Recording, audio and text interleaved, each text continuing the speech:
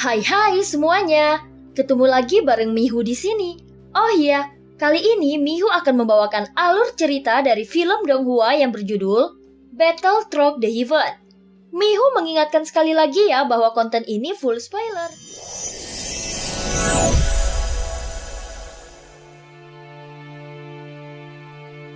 Melanjutkan dari kisah sebelumnya. Sebelumnya Xiaoyan dan Jangkrik Emas telah menyepakati kerjasama selama 10.000 tahun. Dan jelas waktu 10.000 tahun ini sudah dianggap cukup bagi Xiaoyan. Bagaimanapun juga, dia merasa perang dengan Taisu tidak akan berlangsung selama itu. Pada saat ini setelah kesadaran Xiaoyan keluar dari dalam pagoda emas, dia juga melihat situasi di dalam lubang cacing masih kondusif. Setelah berpikir beberapa saat, dia memutuskan untuk kembali memasuki pagoda emas dan berniat menaklukkan roh pedang Dinmo. Segera Xiaoyan memasuki ruang Lingsu lagi dan membuat dua makhluk di dalamnya terkejut. Mereka berpikir apakah mereka akan mengalami nasib yang sama dengan Jangkrik Emas setinggi 6 kaki. Namun Xiaoyan langsung mengeluarkan kembali Dinmo dari bendera penekan jiwa. Kemudian dia mengeluarkan pedang Dongji. Itu sama sekali bukan roh pedang.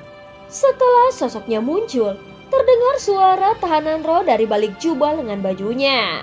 Saat melihat Xiaoyan lagi, rambut panjang Dinmo langsung berkibar. Kemudian dia mengangkat kedua jarinya ke atas yang menyebabkan energi pedang ganas menyapu ke arah Xiaoyan. Xiaoyan langsung bereaksi dengan cepat. Seketika penguasa berat Suan muncul di telapak tangannya dan api yang dahsyat mengalir dari dalam tubuhnya. Meskipun kecepatannya jauh lebih lambat, namun dia masih meraung sebelum energi pedang datang. Terlihat api yang membumbung ke langit dan bentrok dengan energi pedang. Saat berikutnya terdengar suara teredam dari dua benturan kekuatan itu. Namun ledakan itu tidak membuat kerusakan apapun pada ruang Lingsu. Segera energi pedang lainnya meraung ke arah Xiaoyan, yang membuat Xiaoyan mengerutkan kening melihat kekuatan luar biasa itu. Pada saat ini Xiaoyan sekali lagi melambaikan tangannya untuk melawan. Tetapi pada saat yang sama, dia juga mengeluarkan bendera jiwa. Kekuatan hisap yang kuat tiba-tiba menyelimuti sosok di kejauhan. Terlihat sosoknya gemetar, seperti jiwa yang tersedot ke dalam bendera penekan jiwa.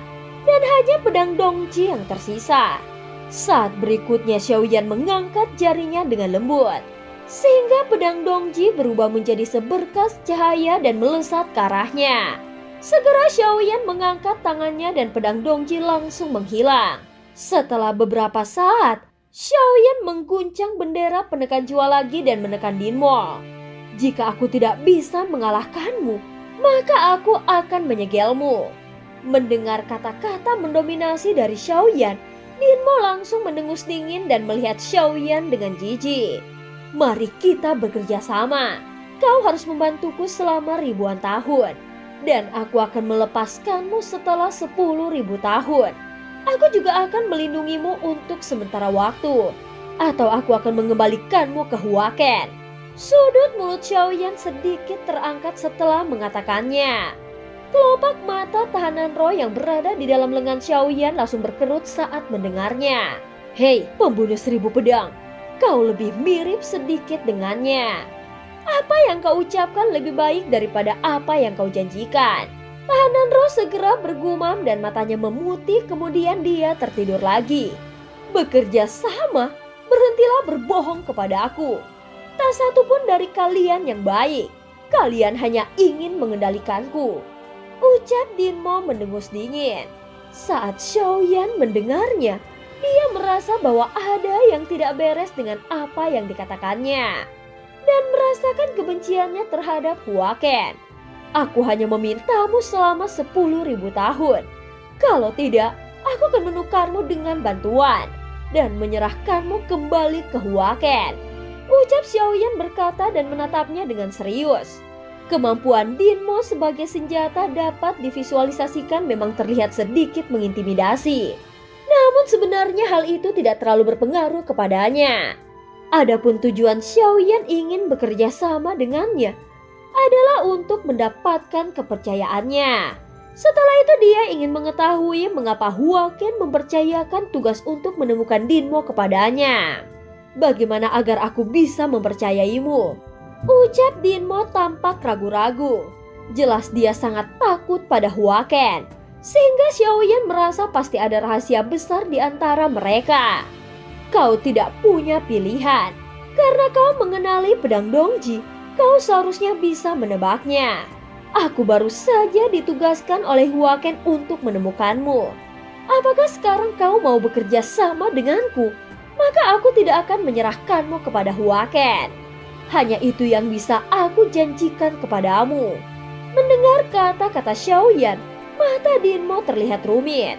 Tentu saja hal ini memang bisa membuktikan kalau Xiaoyan dan Huaken saling mengenal. 10.000 tahun ya? Baiklah, hanya 10.000 tahun, ucap Dinmo. Xiaoyan langsung tersenyum mendengarnya. Dia memang tidak berbohong tentang hal ini. Bagaimanapun 10.000 tahun adalah waktu yang cukup baginya. Jika pada saat itu tiba, apakah jangkrik emas setinggi 6 kaki atau Dinmo, Xiaoyan tidak akan menghentikan mereka untuk pergi. Namun metode ini memungkinkan Xiaoyan untuk menghindari banyak masalah di masa depan, sehingga dia dapat mengendalikan keberadaan mereka dalam beberapa waktu. Bolehkah aku bertanya sesuatu? Jika kau bukan roh pedang Huaken, lalu kenapa dia mencarimu? Ini adalah pertanyaan terbesar yang terpendam di dalam hati Xiaoyan. Setelah dia mau bekerja sama, Xiaoyan menjadi tidak ragu untuk bertanya. Dia memang dewa tertinggi, tetapi aku tidak melihat ada keadilan pada dirinya. Dia adalah orang sok suci dan ingin memanfaatkanku, ucap Dinmo berkata perlahan sambil mendengus dingin. Terlihat mata Xiaoyan menyipit saat mendengar ini. Sepertinya aku bisa mendapatkan banyak informasi tentang Huaken dari Dinmo. Aku harus memanfaatkan situasi ini. Setelah berpikir sejenak, di dalam hati Xiaoyan terus bertanya lagi. "Mengapa kau hanya menganggapnya hanya memanfaatkanmu?" tanya Xiaoyan. "Kalau bukan karena aku, bahkan jika dia adalah dewa surgawi tingkat 9, dia juga tidak bisa menggunakan pedang ajaib itu. Tetapi setiap kali aku menggunakannya, itu menghabiskan banyak kekuatanku. Dan bahkan aku hampir musnah," ucap Dinmo berkata dengan ekspresi yang jelek. Dilihat dari kekuatan yang ditunjukkan Dinmo sebelumnya, dia bukanlah roh pedang yang sederhana.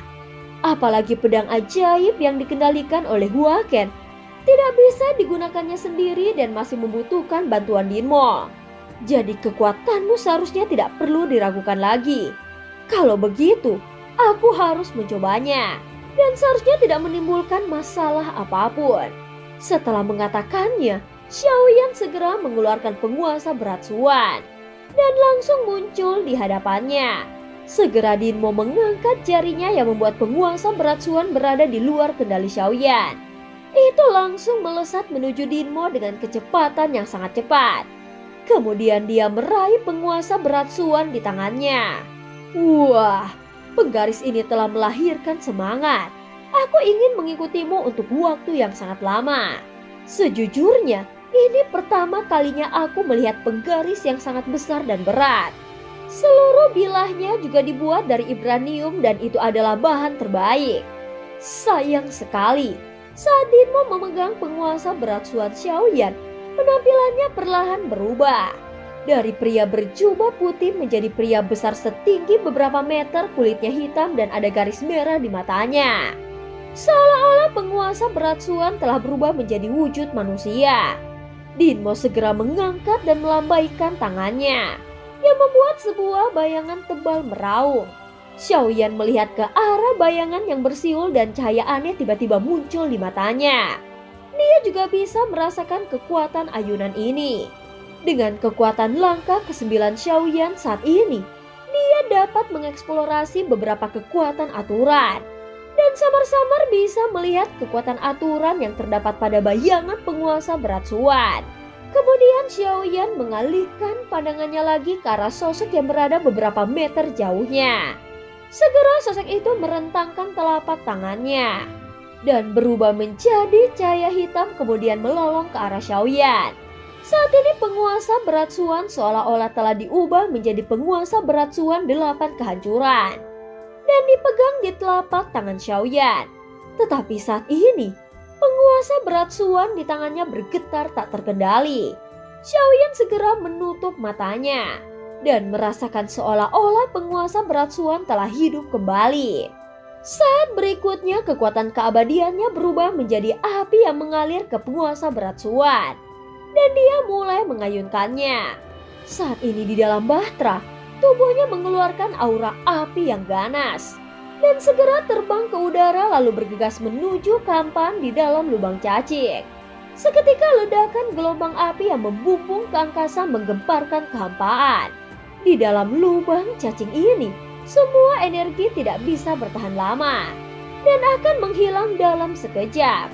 Namun sebelum cahaya apinya menghilang, semua bahtera bergetar dan tersapu oleh kekuatan yang sangat besar, sehingga hampir menjungkir balikan bahtera dan membuat semua keabadian para dewa di bahtera langsung menoleh. Meskipun lubang cacing tidak runtuh, namun badai Kampan raksasa langsung muncul menuju bahtera.